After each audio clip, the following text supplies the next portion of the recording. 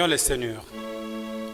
Éternel notre Dieu, nous voulons te dire merci en ce moment précis parce que toi tu es notre Dieu.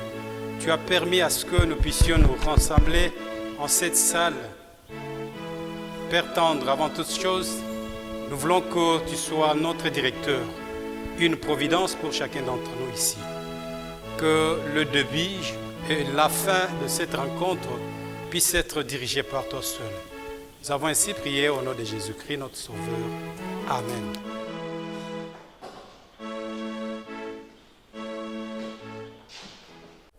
La lecture de la parole de Dieu pour aujourd'hui se trouve en Marc, chapitre 2, du verset 1er à 12. Marc, chapitre 2, verset 1er à 12. Je lis pour vous.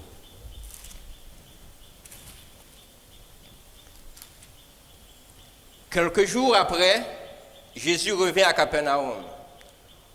On apprit qu'il était à la maison.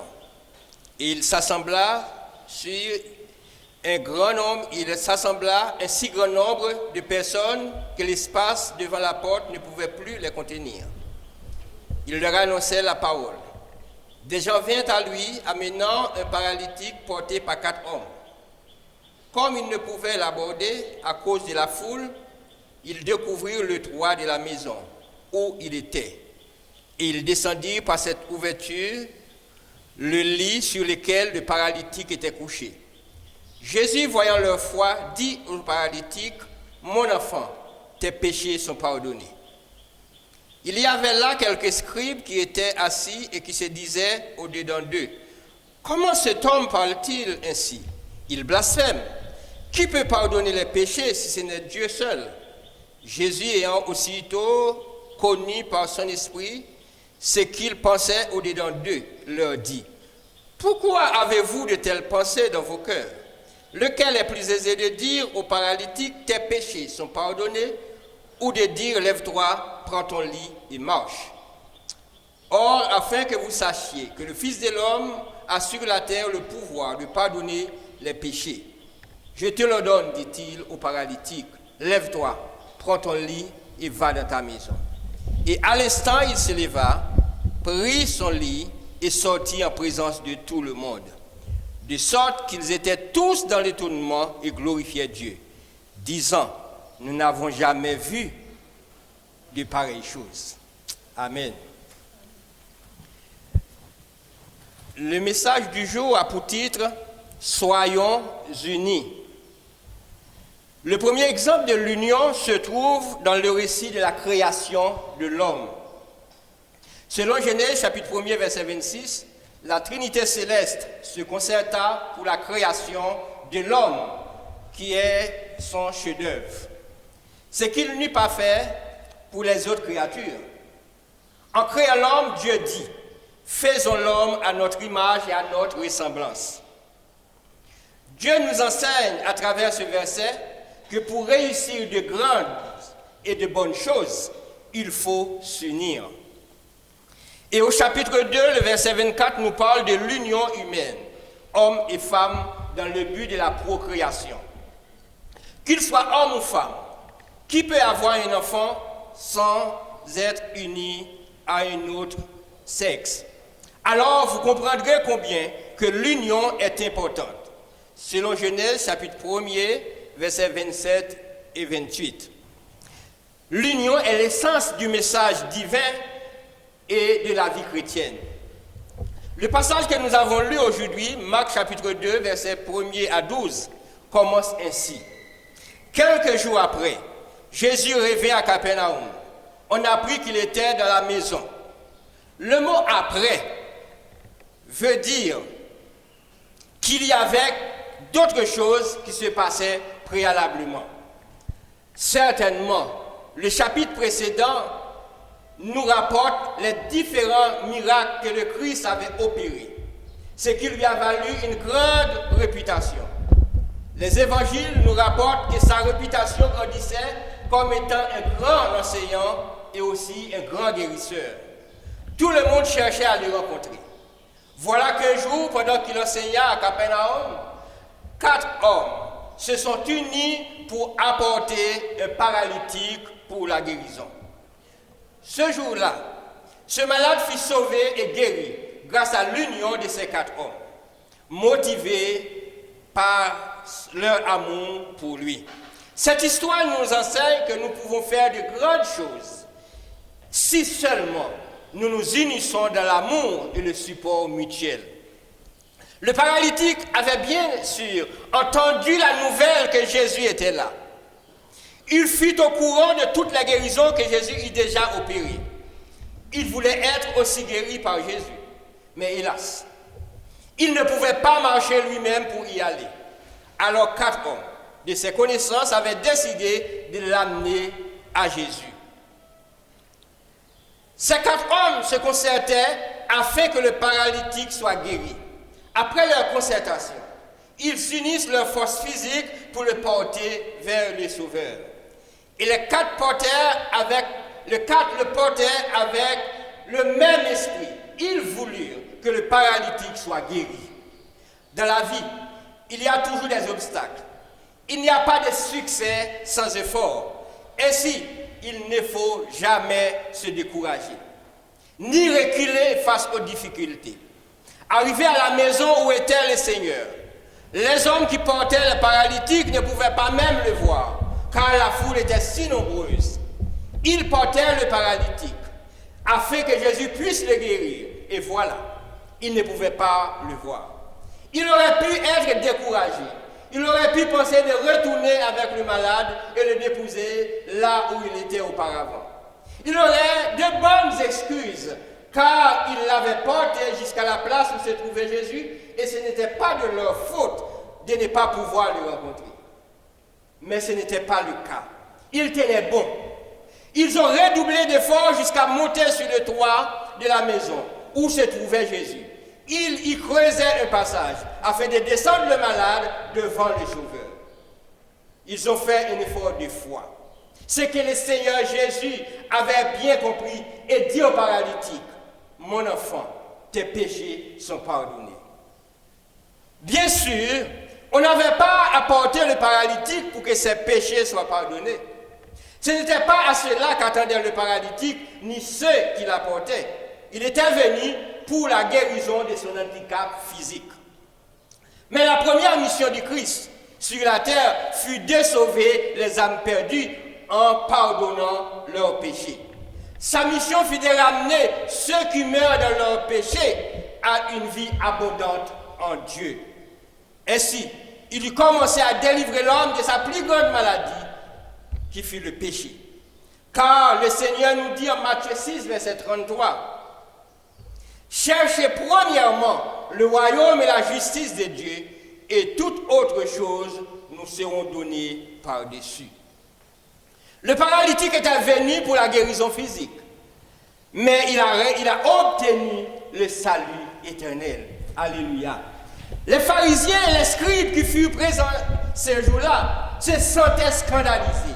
Ils ne pouvaient pas comprendre ni accepter que Jésus puisse dire au paralytique que ses péchés sont pardonnés.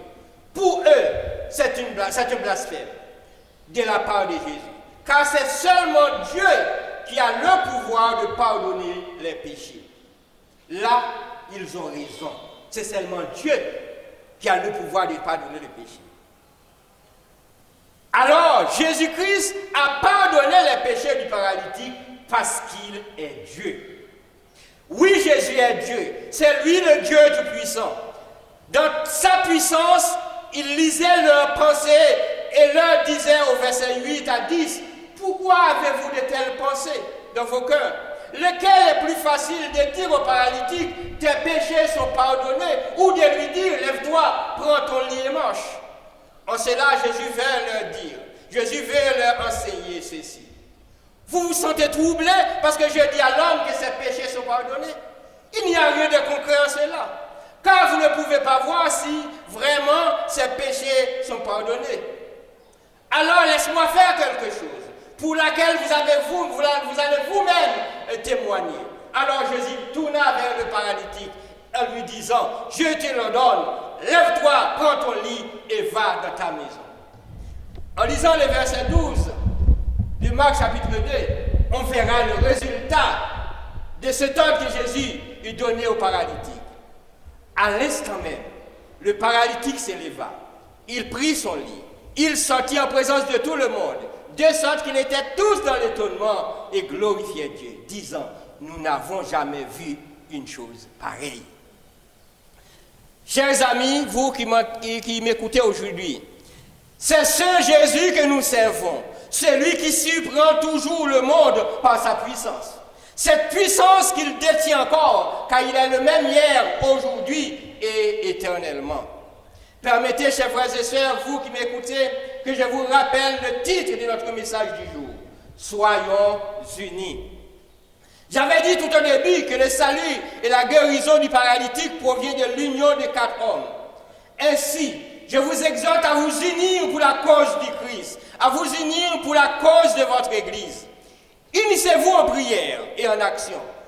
Le Seigneur a dit en Matthieu, chapitre 18, verset 19, « Je vous le dis encore, que si 2 d'entre vous s'accordent pour demander une chose quelconque, elle vous sera donnée par mon Père qui est dans les cieux. » Ainsi, le Seigneur nous demande l'union dans la prière.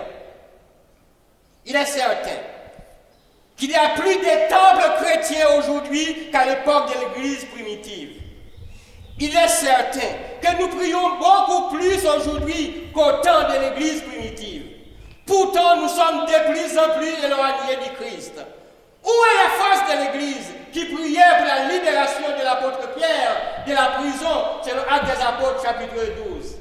Où est la force de l'Église qui n'avait rien de matériel à donner, mais qui pouvait dire aux malades, selon Actes chapitre 12, chapitre 6, verset 3, « Je n'ai ni argent ni or, mais ce que j'ai, je te le donne. Au nom de Jésus de Nazareth, lève-toi et marche. » Où est cette force? Où est cette force? Aujourd'hui, l'Église est sèche. Elle n'a rien à donner de matériel. Elle ne détient aucune puissance sur le mal. Pourquoi? Parce qu'il y a un obstacle qui nous empêche d'être en communion avec le Christ. Car la puissance du Christ est la même. Cet obstacle s'appelle péché.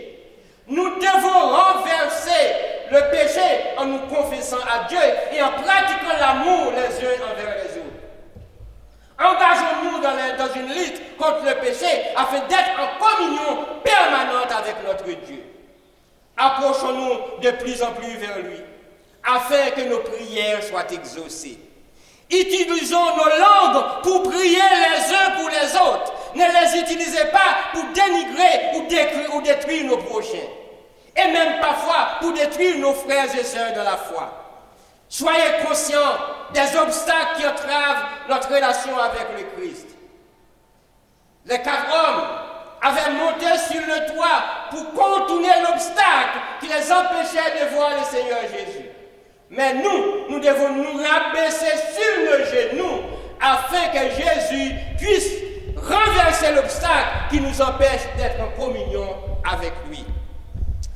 Car il est dit en Ésaïe 59, versets 1 et 2, « Non, la main de l'Éternel n'est pas trop courte pour sauver, ni son oreille trop dure pour entendre, mais ce sont vos crimes qui mettent une séparation entre vous et votre Dieu. Ce sont vos péchés qui vous cachent sa face et l'empêchent de vous écouter. » Les 4 hommes furent déterminés que le malade soit guéri. Ils ont brisé l'obstacle en creusant un passage à travers le toit de la maison afin d'entrer en contact avec Jésus. Notre obstacle est différent, chers amis. Nous n'allons pas monter sur un toit, mais nous allons nous agenouiller avec un cœur sincère pour demander pardon au Seigneur. Nous devons briser les obstacles du péché en nous plongeant dans le sang du Christ avec un cœur repentant. Soyons comme David dans le psaume 51, qui en reconnaissant ses péchés, s'est jeté aux pieds du Seigneur par la confession en disant, « Ô Dieu, aie pitié de moi dans ta bonté, selon ta grande miséricorde. Efface mes transgressions. Lave mon péché. Je reconnais mes transgressions et mes péchés sont constamment devant moi. » Nous devons reconnaître nos forfaits. Nous devons reconnaître nos péchés. Et ce sont ces obstacles-là qui nous empêchent d'être ensemble en communion avec Christ. C'est en reconnaissant et confessant nos fautes que nous parviendrons à renverser l'obstacle qui nous empêche de réaliser ensemble de bonnes choses dans l'union et l'amour fraternel. Chers amis, nous avons une mission à accomplir ensemble pour Dieu. Nous, pour y arriver, nous devons chasser en nous tout esprit égoïste. Il est dit en Philippiens 3, verset 16, seulement au point où nous sommes parvenus, marchons de même pas. En lisant ce verset, je pense aux parades militaires. Dans les parades militaires, tous les soldats font les mêmes actions. Ils arrivent à se conformer ainsi parce qu'ils suivent tous les ordres d'un même chef. Leurs yeux sont fixés sur leur chef et leurs oreilles attentives à ses ordres. Chers amis, chers frères et sœurs, vous qui m'écoutez aujourd'hui, nous avons un chef que nous devons suivre. Il veut que nous soyons unis. Pour que notre Église ait un bon témoignage, nous devons vivre dans l'union. Nous devons combattre l'orgueil. Ne combattez pas vos frères pour des profits personnels. Unissons-nous pour la cause du Christ et la grandeur de son Église. Il est dit en 1 Corinthiens 1er, verset 10, « Je vous exhorte, frères, par le nom de notre Seigneur Jésus-Christ, à tenir tout le même langage et à ne point avoir de division parmi vous, mais à être parfaitement unis dans un même esprit et dans un même sentiment. » Chers frères et sœurs, vivons dans l'union et l'amour fraternel, et nous verrons des merveilles opérer parmi nous. Supportez-vous les uns des autres, comme le Seigneur le demande. Le travail n'est pas le travail d'un homme. Nous sommes tous des collaborateurs dans le champ du Seigneur. Paul l'a si bien dit en 1 Corinthiens 3, verset 6. J'ai planté, Apollos a osé, mais c'est Dieu qui fait croître. Chers amis, frères et sœurs, soyons unis. Sachez que notre séjour ici-bas est très court. Nous devons un jour présenter devant le Seigneur. Nous aurons à lui répondre de nos actions. Qu'est-ce que vous allez lui répondre de votre relation entre chrétiens? Qu'est-ce que vous allez lui répondre de votre relation entre salutistes? Qu'est-ce que vous allez répondre de votre relation entre officiers? Combien de vous faites souffrir un frère, une sœur par vos actions et vos paroles? À chaque fois que l'idée vous vient de dire quelque chose de mal de l'autre, rappelez-vous des paroles du Seigneur en Luc chapitre 6, versets 41 et 42, que vous pouvez lire vous-même. Chers amis, restons fermes dans le Seigneur. Soyons unis dans l'amour. Suivez les commandements du Seigneur. Supportez-vous les uns des autres. Car en Jean 15, verset 17, le Seigneur nous donne les commandements en disant « Ce que je vous commande, c'est de vous aimer les uns des autres. » Gardons ces commandements comme la boussole de notre vie quotidienne.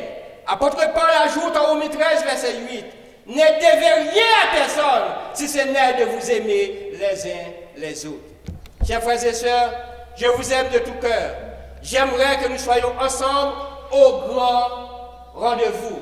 Comme a écrit ce chanteur qui dit « Lorsque devant l'agneau s'ouvrira le grand livre, où sont inscrits les noms des coupables absous. Dans le ciel, pour jamais, nous aurons droit de vivre. Sur le regard de Dieu, le repos sera doux. Serez-vous avec nous aux divers rendez-vous? Serez-vous avec nous aux divers rendez-vous? Le deuxième psaume dit, nous serons tous ensemble à la table du Maître, jouissant du bonheur des amis de l'époux. Comme il nous a connus, nous devons le connaître. Sur le regard de Dieu, l'amour sera révélé. Nous allons chanter ce petit. Lorsque devant l'agneau s'ouvrira le grand livre où sont inscrits les noms des coupables absous. Dans le ciel pour jamais, nous aurons droit de vivre sous le regard de Dieu. Le repos sera doux. Nous serons tous assis à